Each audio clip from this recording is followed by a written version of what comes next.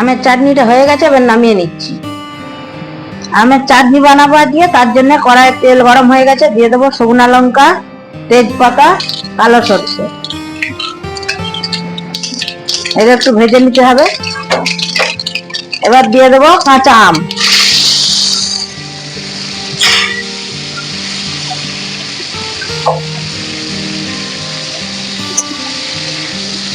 দিয়ে দেবো পরিমাণ মতো নুন,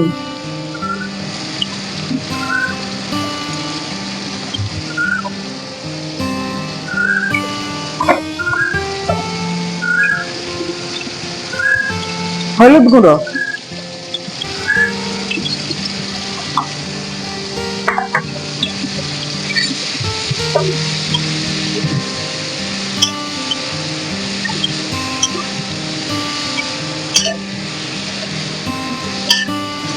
এবার একটু নাড়াচাড়া করে নিতে হবে।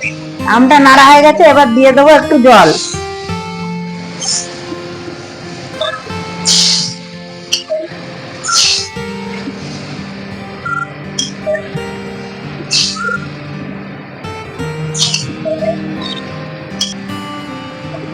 আমটা সেদ্ধ হয়ে গেছে, এবার দিয়ে দেবো চিনি।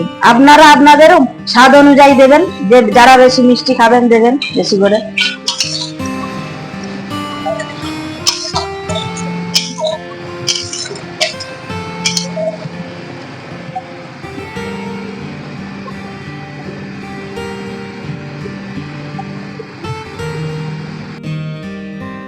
আমের চাটনিটা হয়ে গেছে, এবার নামিয়ে নিচ্ছি।